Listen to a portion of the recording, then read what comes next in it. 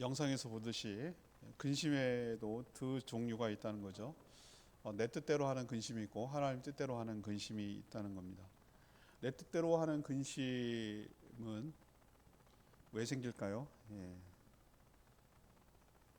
내 맘대로 하고 싶으니까. 왜 근심이 생깁니까? 왜 두려움이 생깁니까? 내 맘대로 안 되니까. 그러면 저랑 같이 생명상 공부하면은 죄에 대해서 언급을 할 때 죄의 정의에 대해서 언급을 하죠. 미래의 주인이 내가 아니라 하나님이 주인인 것을 알면서도 알잖아요. 우리 여러분 내일 무슨 일이 일어날지 어떻게 알겠어요? 그건 하나님께서 안 알려주신다고요.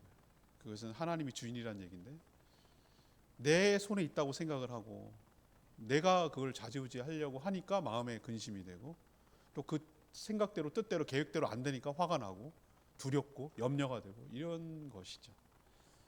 더 많이 가지려고, 더 높이 올라가려고, 더 많이 쌓으려고, 더 많이 확보하려고, 더 지키려고 이런 것 때문에 마음에 근심과 걱정이 일어나고 그건 꼭 마치 늪과 같아서 그렇게 계속 근심 가운데 눌려서 지내다 보면은 결국은 그 파멸로 이르게 된다는 것이죠. 이게 바로 내가 하는 근심, 내 뜻대로 하는 근심이고요. 반대로 하나님의 뜻대로, 다시 말해서 하나님의 뜻 안에서, 하나님 안에서 일어나는 근심은 근심이라는 측면에서는 똑같지만 그것이 가져오는 결과는 너무 다른 결과를 가져온다는 것입니다. 그래서 오늘 여러분에게 전해드리고 싶은 것은 하나님의 뜻대로 하나님 안에서 하는 근심은 어떤 좋은 결과를 우리에게 가져옵니까? 이것을 통해서 여러분들이 하나님이 주시는 근심을 여러분이 유익한 것으로 바꾸고 여러분의 축복과 은혜로 바꾸는 역사가 일어나게 되기를 원합니다. 자, 그러면 첫 번째로 하나님이 주신 근심은 어떤 효과가 오는가? 낙심한 자를 위로하시는 하나님을 경험하게 되는 기회가 됩니다. 낙심한 자, 낙심한 나를 경험하시는 하나님을 경험하게 되는 기회가 된다는 뜻이에요. 오늘 사도 바울이 어디에 지금 현재 있냐면은 이 편지 쓸 때 마케도냐 있는 거예요. 마케도냐 5절에 보시면 마케도냐 이르렀을 때라고 표현하고 있잖아요. 여기에 도착했을 때 사도 바울의 상태는 어떻다고 말하고 있죠? 5절에 우리 육체가 편하지 못했다고 그랬어요. 사방으로 환난당하고 밖으로는 다툼, 안으로는 두려움, 안팎으로 어려움을 당하고 있는 상황이었어요. 여러분 마음이 불편하면 몸에 병이 생기는 거 아시죠? 우리의 육신과 우리의 몸은 같이 연결되어 있어요.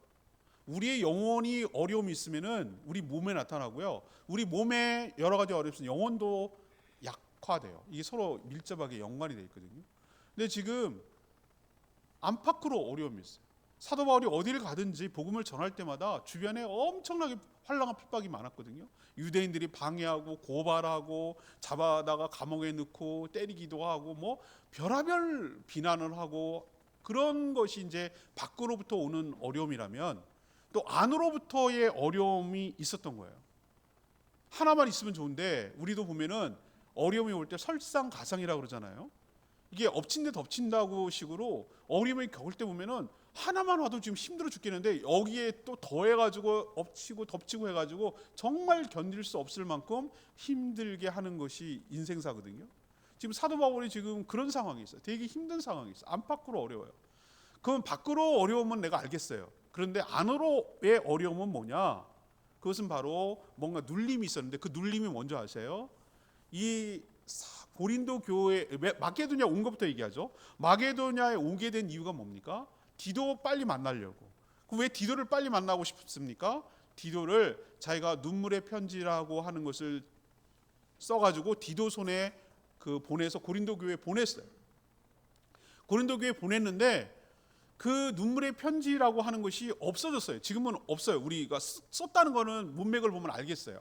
고린도 후서나 뭐 여러 가지 보면 알겠는데 지금은 기록이 만약에 그게 남았다면 어떻게 됐을까요? 고린도 전후서의 중서가 되겠죠.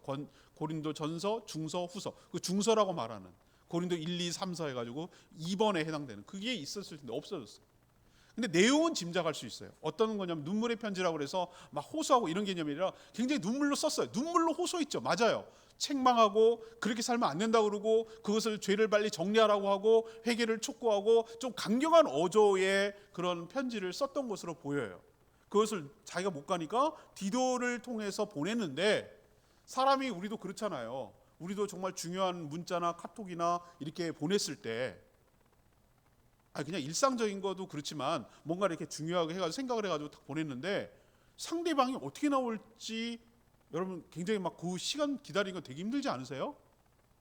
그런 경우 없으세요? 몇 번 있잖아요. 살다 보면은 분명히 읽었는데 왜 대답이 없지? 어떻게 한다는 거지? 막 그것 때문에 마음이 막 안절부절하고 거기에 신경이 쓰이고 마음이 가가지고 뭐 일이 손에 잡히질 않고 괜히 막 그런 거예요. 지금 그런 상태예요. 분명히 보냈는데 뭐라고 리액션이 올 건데 어떻게 하자는 거지? 여러 가지 최악과 최선을 막 상상을 하겠죠. 최악의 경우는 막 반발을 하고 막 대들고 뒤도 때리고 뭐 이렇게 나가면 정말 상상하고 싶지 않을 만큼의 최악인 것이고, 또 최선은 정말로 뭐 환대하고 잘해주고 들어주고 뭐 이러면은 좋은 건데 어떻게 될지 모르니까 옛날에 뭐 이 핸드폰도 없고 그러니까 직접 만나서 얘기를 할 수밖에 없어서 드로아에서 복음의 문이 열렸는데도 불구하고, 드로아는 터키 지역이에요. 근데 지금 마케도니아는 유럽이에요. 이 건너서 고린도 위에 있는 지역이거든요. 일부러 빨리 만나려고 드로아의 복음의 문이 열렸음에도 불구하고 거기 놔두고 마케도니아로 건너올 정도로 사도 바울이 눌렸던 거예요. 지금 그런 상황이에요. 그래서 또 마음에 걱정이 되니까 주저리 고린도 눈물의 편지 쓴 다음에 고린도 후서 이 편지를 써서 그 또 한 번 보내고 있잖아요. 어떤 마음이었는지를 보내고 있잖아요. 그게 3절에 나오는 거, 2절 3절에 나오는 사도 바울의 어떤 자기의 본 마음이 이렇다라는 걸 설명하는 건데, 2절에 이렇게 해요. 마음으로 우리를 영접하시오, 이렇게 부탁을 하는 거예요. 마음을 열고 우리를 오해를 풀고 영접해 달라라고 지금 부탁을 하는 거예요. 우리는 아무에게도 불의를 행하지 않고 아무에게도 해롭게 하지 않고 아무도 속여서 빼앗은 적이 없습니다. 모함입니다.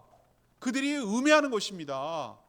그들이 비난하는 것입니다. 그들이 지어서 만든 얘기입니다. 우리는 그렇게 살아오지 않았습니다. 왜 그런 말에 휘둘리고 현혹을 당합니까? 라고 그 고린도 교회에 들어와서 사도 바울을 막 비방하는 다른 거짓 사도들이 사도 바울에 대해서 별의별 얘기들을 막 하는 거예요. 똑같은 것도 여러분 있잖아요. 어떻게 평가하느냐에 따라 여러분 정말 다릅니다. 굉장히 우리도 어떤 것을 평가할 때 굉장히 주관적이라고 여러분 느끼지 않으세요? 어떤 사람이 말이 없고 그래요. 그러면 좋게 평가하면 어떻게 돼요? 사람이 과묵하고 진중한 맛이 있어, 이렇게 말하잖아요. 근데 또 부정적으로 평가하면 어떻습니까? 똑같은 일을 두고 저 사람은 너무 답답해 죽겠어, 자기 표현도 안 하고 말도 안 해, 이렇게 얘기할 수 있잖아요. 또 말이 많으면 어떻게 해요? 사람이 사교적이고 굉장히 친숙해, 뭐 이렇게 얘기할 수 있잖아요. 어떤 사람은 너무 사람이 가볍고 말이지 철석도, 이렇게 얘기할 수 있잖아요. 똑같은 것을 두고 어떻게 보느냐가 평가가 이렇게 달라져요.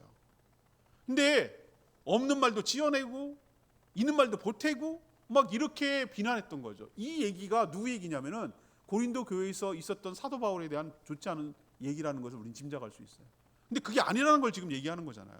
그리고 3절에 있는 말씀처럼 내가 이 말을 하는 것은 너희를 내가 그런 말을 했다고 그렇게 오해하고 휘둘렸다고 너희들을 비난하거나 정죄하려고 내가 이 말 쓴 거 아니다. 그게 아니고 내가 전에도 말했지만 누차 말하지만 너희가 말하는 것은 고린도 교회를 말하는 거예요. 고린도 교회가 우리 마음에 있어라고 표현하고 있어요. 그 성도들을 향한 사랑과 그 성도들을 하는 염려와 그런 것들이 마음 가득히 사도 바울 가운데 있는 거예요. 마음 가득히 있는 거예요. 그래서 너희와 함께 죽고 너희와 함께 살고자, 이 동고동락이고 운명 공동체처럼 함께 하기를 바라는 사도 바울의 진실한 마음과 그 진정성을 지금 편지를 통해서 또 한 번 전달하고 있잖아요. 내 마음은 이런 거라고 이렇게 얘기를 하고 있는데 그 마음을 저 사람들이 알아줄까? 이 마음이 통할까? 저 사람들이 어떻게 나올까? 이러면서 굉장히 눌려 있는 그런 상태에 있었죠. 그런데 놀랍게도 마케도냐에서 디도를 만납니다. 디도를 만나요. 그래서 6절에 이렇게 얘기합니다. 그런 상태에 있었는데 낙심한 자들을 위로하는 하나님이 디도가 오므로 우리를 위로하였으니 라는 표현을 쓰고 있어요. 여기서 위로하는 주체는 누구입니까? 하나님이 위로하십니다. 어떻게 위로하십니까? 기다렸던 디도를 오게 해서 만나게 하심으로 위로하여 주시는 줄 믿습니다. 또 하나 있어요. 디도가 와가지고 7절에 그 소식을 전해요.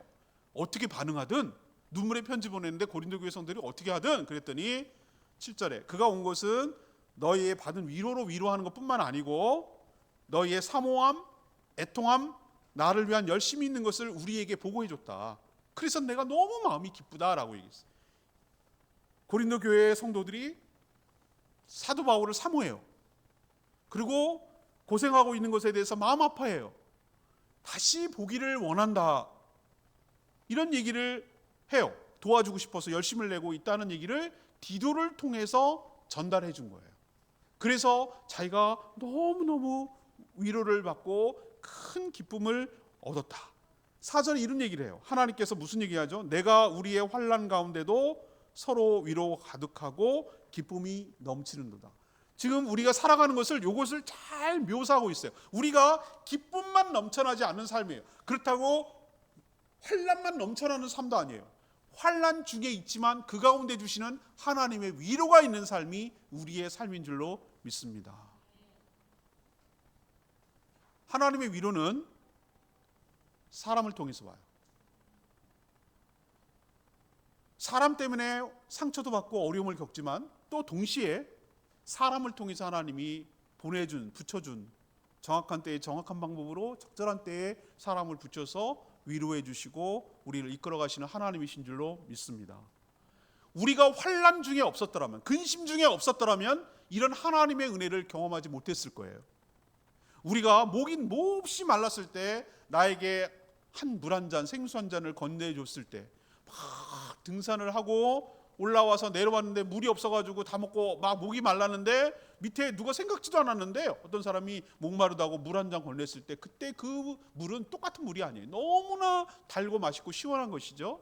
우리가 몹시 힘들고 어렵고 곤란 중에 있는데, 환난 중에 있는데, 근심 걱정에 쌓여 있는데 그 타이밍에, 정확한 타이밍에 하나님이 보낸 사람을 통해서 위로하고 격려함으로 우리 마음이 풀리고 회복되도록 하나님이 은혜를 부어 주시는 줄로 믿습니다.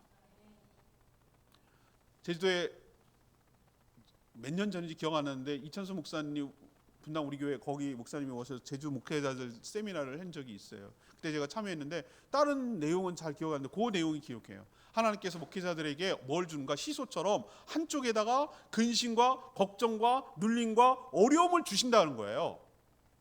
그게 없으면 좋겠는데 근데 그런 얘기를 하더라고. 저는 목회자만 아니라 모든 성도 동일하다고 생각하는데 하나님이 근심과 걱정과 눌림과 염려가 없으면 어떻게 됩니까? 사람은 마음이 편안해지고 느슨해지고 안일해지고 하나님께 엎드리지 않습니다. 하나님께 기도하지 않습니다. 근데 계속 눌려만 있으면 어떻게 해요? 어떻게 숨쉬고 살겠어요? 어떻게 힘들어서 살겠냐고요. 그래서 하나님은 그것만 주지 않고 또 시소 이쪽에다가 뭘 주시는가? 위로와 기쁨과 격려와 용기를 주시는 하나님이십니다 라고 얘기하더라고요. 맞아요. 근데 두 가지를 동시에 주시기도 하고 균형 있게 하신다는 거예요. 이걸 두 가지 다 주신다는 거예요. 이것만 있으면 너무 눌려서 사람이 힘들어서 안 되고 또 너무 기쁨과 위로만 있으면 자기가 잘나서 그런 줄 알고 그냥 누리려고만 하고 그러니까 이것만 있으면 안 되고 요것도 주시면서 오늘 사도 바울이 한 얘기예요. 환난 중에 있지만 그 가운데 주시는 하나님의 위로를 경험하게 되는 계기가 바로 우리가 근심 중에 있을 때 하나님이 주신 위로인 줄로 믿습니다. 이처럼 하나님은 사도 바울만 아니라 그가 믿는 하나님이 우리도 믿는 하나님이니까 우리도 힘들고 낙심 중에 있을 때 하나님은 적절한 사람을 보내서 우리를 격려하며 주저앉지 않도록 우리의 손을 잡아주고 위로하고 격려하고 하나님께서 세워주시는 것을 경험하는 때가 우리가 하나님이 주시는 근심하고 있을 바로 그때인 줄 믿습니다. 제가 우리 교회 단톡방에다가 올려드렸잖아요. 지금 저희 교회에서 승합차를 교체하기 위해서 지금 열심히 기도하고 하고 있어요. 저는 여러분한테 말씀드리지만 수없이 이것 말고도 지금까지 경험했던 경험 그리고 지금까지 고백한 하나님의 말씀을 토대로 말씀드리면 하나님의 선한 일은 어떤 식으로든지 이루어지게 될 줄 믿습니다. 이루어진다니까요. 여러분 그거 의심하지 마세요. 좀 반드시 일어난다고 나는 수없이 경험을 했기 때문에 저는 확실히 요만큼도 의심하지 않아요. 제가 기도하는 건 뭔지 아세요? 이게 될까요? 안 될까? 그거 아니에요. 그게 아니고 뭐를 지금 기도하냐면 하나님 이런 되어지는 과정을 통해서 우리 모든 성도들이 하나님의 살아계심과 하나님의 은혜와 하나님의 축복과 하나님의 은총을 경험하게 되기를 원합니다. 우리가 간증하고 하나님을 자랑하게 되기를 원합니다. 하나님 앞에 감사하고 하나님께 영광 돌리게 되기를 바랍니다. 뚜렷한 하나님의 분명한 사인, 하나님이 하셨다라고 고백하는 역사가 일어나게 되기를 바랍니다. 전 그걸 기도하거든요. 그러고 있는 중이에요. 근데 그게 놀랍게도 일어나고 있어요. 내가 나중에 정리해서 여러분 고백할게요. 근데 너무 감동된 며칠 전에, 이틀 전인가 3일 전에 일어난 일 제가 알려드렸잖아요. 저는 저랑 관계된 모든 사람들, 저한테 생일 축하가 안 가는 사람은 저랑 상관없는 사람이에요. 생일 축하를 꼭 하거든요. 안부 묻는 거예요. 그리고 생일 축하와 동시에 저희 교회 소식지를 같이 이렇게 곁들여서 올려드려요. 같이 전달해드려요. 그래서 제가 그냥 그분은 1년에 한 번 정도만 연락이 되는 분일까? 그냥 생일 때만 하는 분이고 뭐 평상시에 뭐 연락할 일이 거의 없는 분이에요. 근데 그분한테 그냥 저는 의례적으로 생일 축하합니다. 사역 잘하고 계세요? 어떻게 지내세요? 뭐 그냥 애들은 컸고요. 뭐 이렇게 그냥 물어보는 거였어요. 그냥 저는 의례적으로. 근데 그분이 또 뭐라 그런 줄 아세요? 톡이 여러 개 해봤는데 어머나 저한테 자기한테 이렇게 생일 축하해 준 게 너무 고맙다는 거예요. 뜻밖이고 의외라는 거예요.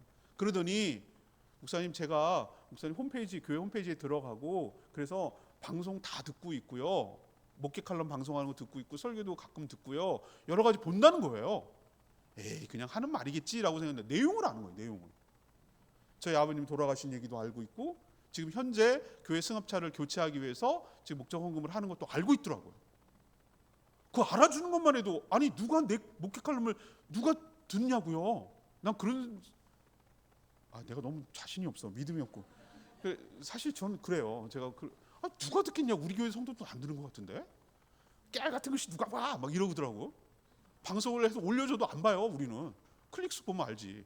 그런데 안 보는데 전혀 우리랑 나랑 상관이 없다고 생각하는 사람이 그걸 진심을 다해서 듣고 있다고 생각하니까 마음이 막 뭉클해지는 거야. 내가 헛짓 안 했구나. 내가 하는 것에 대한 가치가 있는 거구나. 누가 하는 걸 알아주는 사람이 있구나. 이런 생각이 드니까 막 마음이 너무 막 이게 뭐라 그럴까 감동이 몰려오더라고. 감동이. 우리도 그래요. 누군가가 내가 하는 것의 의미를 알아주고 가치를 알아주고 그것만 해도 큰 힘이 돼요.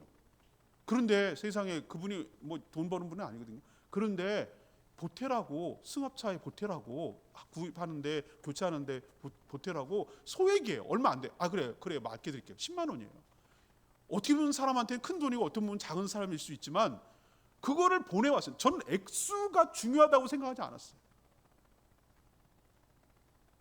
그 마음이 중요한데 그러면서 딱 드는 생각이 1차적으로는 그분에게 감사했지만 2차적으로는 오늘 말씀과 연관시켜서 생각하면 하나님이 그 사람을 통해서 다시 말할까요? 하나님이 디도를 통해서 좋은 소식을 전해서 근심과 낙심과 어려움 속에 쌓여있는 사도 바울을 격려하고 위로하듯이 하나님이 그래 너 15년 승합차 타느라고 애먹었다 애썼다 저 승합차는 꼭 나와 같거든요. 낡아지고 망가지고 뭐 그런 것이 꼭 나 같아요.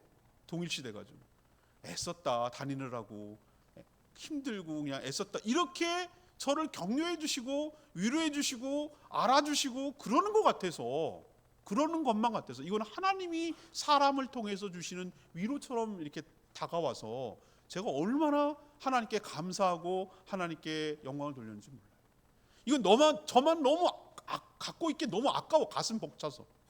그래서 여러분들에게 함께 이것을 나누길 원해서 그 단톡방에다가 복사 긁어가지고 거기다가 이렇게 올려준 이유가 거기 있어요. 여러분 저만 이렇겠습니까? 여러분도 그럴 줄로 믿습니다. 하나님이 여러분이 너무 안쓰럽고 지치고 힘든 것을 그냥 놔두기만 하겠습니까? 그게 바로 하나님을 위로를 경험할 수 있는 좋은 기회가 될 줄로 믿습니다. 그래서 하나님의 은혜가 이렇게 오는구나.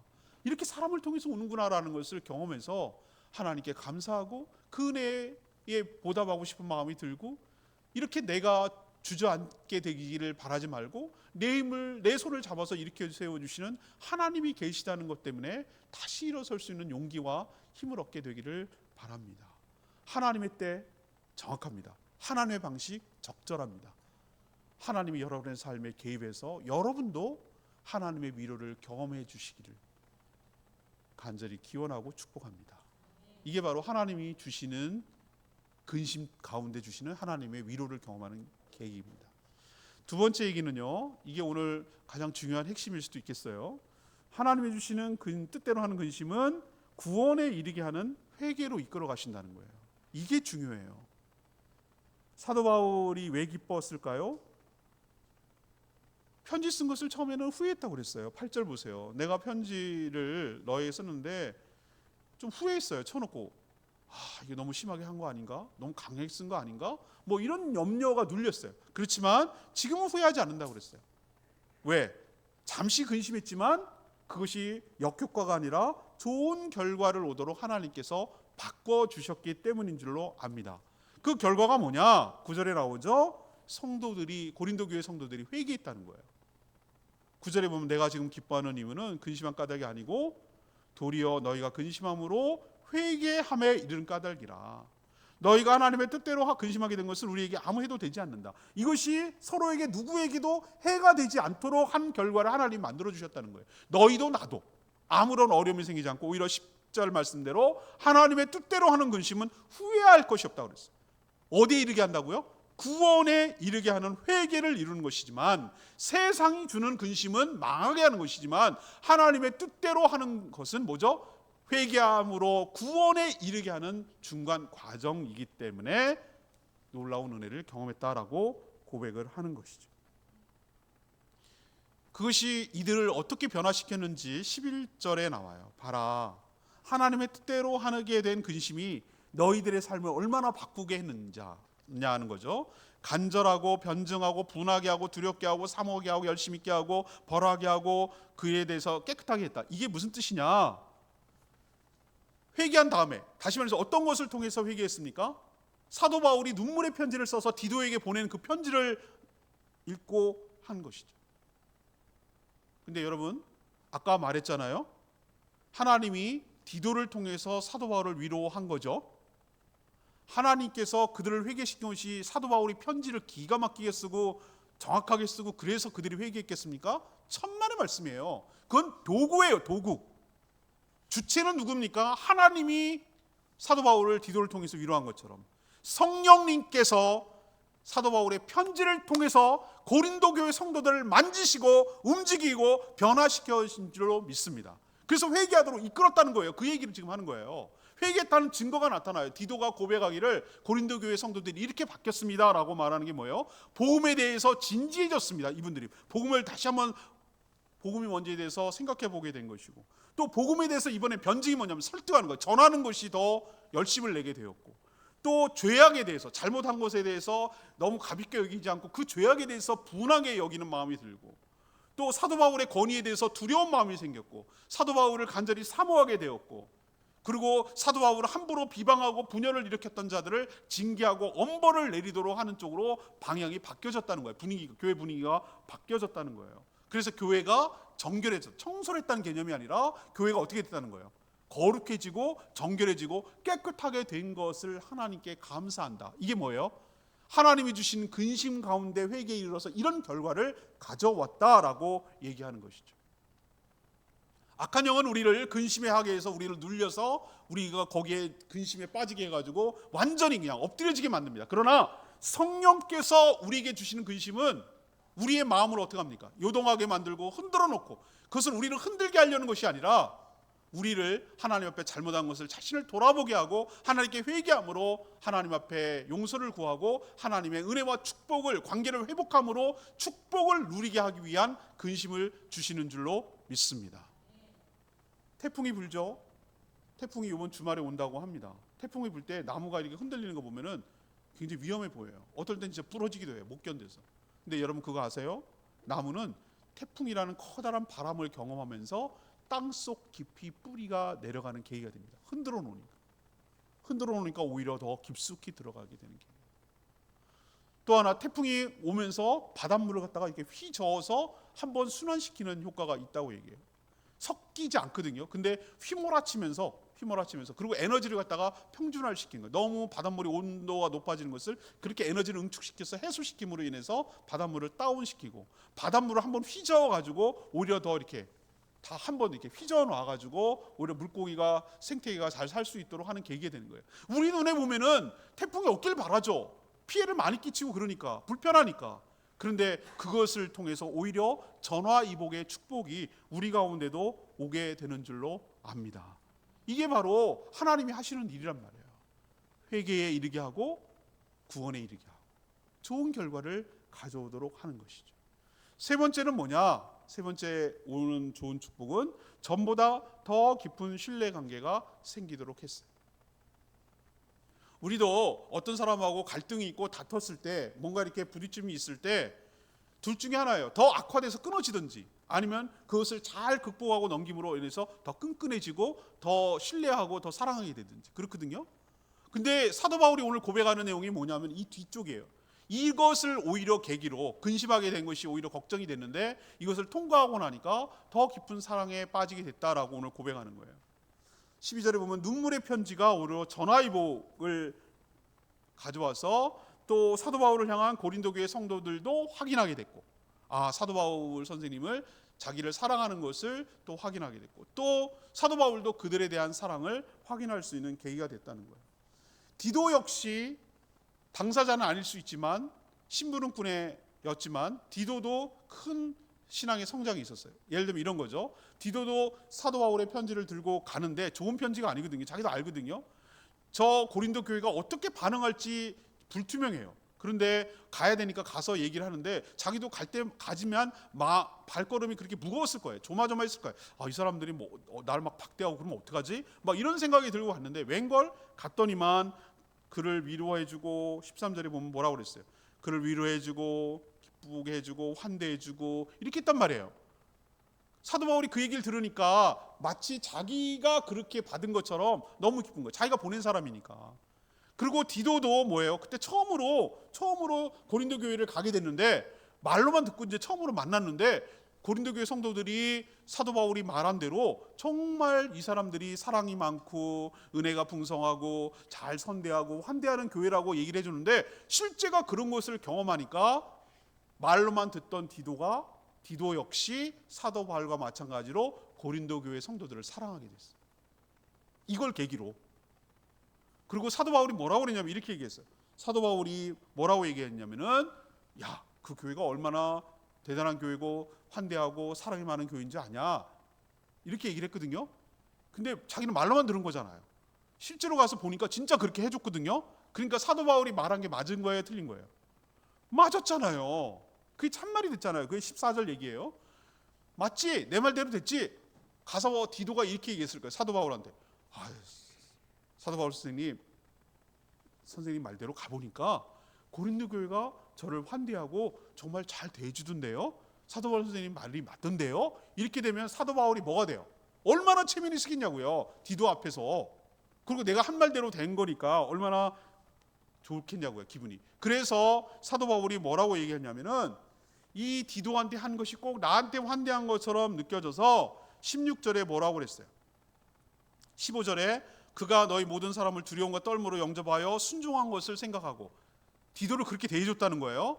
그리고 너희를 향한 그의 심정이 그의 마음과 사랑이 더 깊어졌다는 거예요. 디도도. 근데 16절에 자기가 뭐라고 사도 바울이 고백해? 나도 내가 모든 일에 너희를 뭐하게 되었다?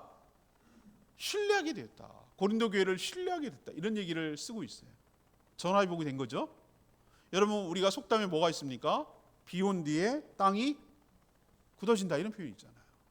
이런 환난 자체가 없기를 바라지만 환난과 근심과 어려움이 꼭 나쁜 것만은 아니고 이런 갈등 관계 속을 잘 풀어내면 오히려 갈등 때문에 더 무너질 수도 있지만 하나님이 주시는 갈등 관계, 어려움 가운데 이것을 잘 극복하고 이겨내면 오히려 둘 관계가 더 어떻게 돼요? 더 깊어지고 더 신뢰하게 되고 더 사랑하게 되고 이게 바로 하나님이 주시는 좋은 긍정의 효과인 줄로 믿습니다. 갈등 자체를 두려워할 건 없어요. 하나님이 주신 갈등과 어려움, 사람 사는데 다 생각이 다르고 다 다르죠. 있을 수 있어요. 그렇지만 이것을 잘 극복하는 과정에서 서로의 마음을 알게 되고 서로를 더욱 사랑하게 되고 더욱 신뢰하게 된다면 하나님이 주시는 이 어려움과 관심과 걱정은 우리에게 유익이 될 줄 믿습니다. 오늘 말씀을 정리하면 그렇습니다. 하나님께서 사도 바울의 상황과 상태만 잘 아실까요? 저는 아니라고 봅니다.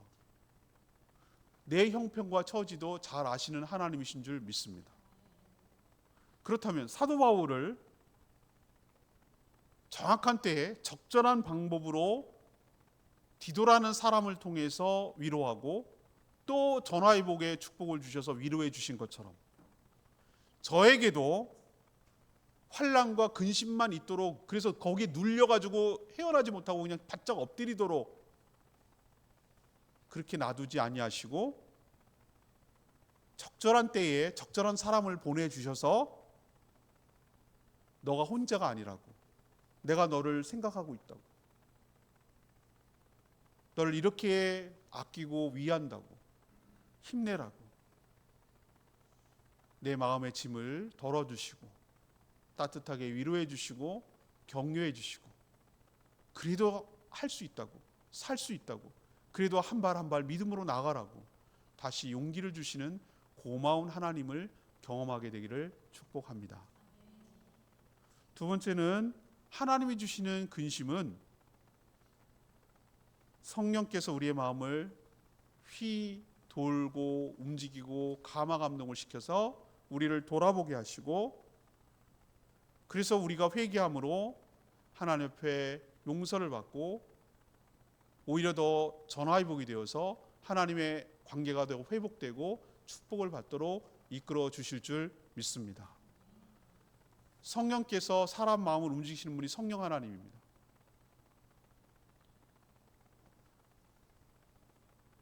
우리에게 아무런 변화가 없다면 그대로 살 거예요. 사도 바울의 편지 때문이 아니라고 말씀드렸어요. 그 편지를 들을 때 성령께서 그 마음을 움직여 주셨어요. 마음을 요동하게 하는 거예요. 불편하게 한 거예요. 우리도 불편해야 자세를 똑바로 고쳐 잡죠. 그냥 그대로가 편하면 놔둘 거예요. 거북목이 생기는 게 뭡니까? 불편한 걸 그냥 참고 하기 때문에 거북목이 디스크가 생기잖아요. 불편하면 자세를 고치게 돼 있잖아요.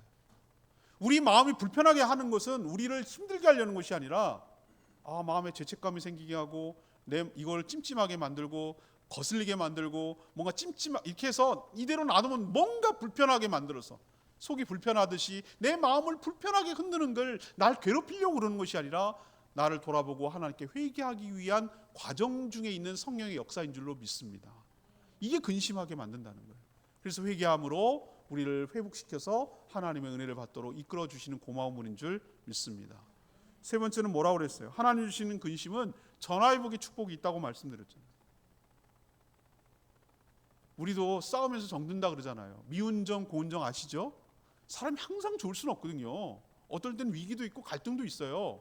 그걸 너무 두려워할 건 아니에요. 그 얻게 되기를 우리는 잘 해야 되지만, 서로 잘 맞추고 해야 되지만, 또 어떤 때는 서로 의견 차이가 있을 수 있어요. 그렇지만 그걸 통해서 오히려 더 상대를 알게 되고 이해하게 되고 서로 양보하고 이것이 나를 위하여서 저런 말을 하는 거였구나, 오히려 속 깊이 저렇게 하는 거였구나 라는 것을 깨달았을 때 오히려 더 저 사람을 신뢰하고 사랑하게 되는 전화위복이 되고 저 사람하고 더 끈끈한 관계, 신뢰관계가 형성될 수 있는 계기가 되잖아요. 그러니까 여러분들이 하나님이 주신 근심을 통해서 여러분들의 관계가 더 깊어지고 하나님을 사랑하게 되고 더 나에게 근심을 준 더 사람들까지도 품고 사랑하게 되는 계기를 만들기 위해서 하나님이 여러분에게 근심을 주신다는 거 기억하시고, 세상 근심이 아니라 세상 근심으로 눌리지 마시고 하나님이 주시는 근심을 가지고 오히려 전화위복의 축복, 회복의 축복, 하나님이 하시는 놀라운 일을 경험하는 축복이 여러분 삶 가운데도 있게 되기를 축복합니다. 오늘 말씀 붙들고 기도하기 전에 마음이 상한 자를 이 찬양 부르고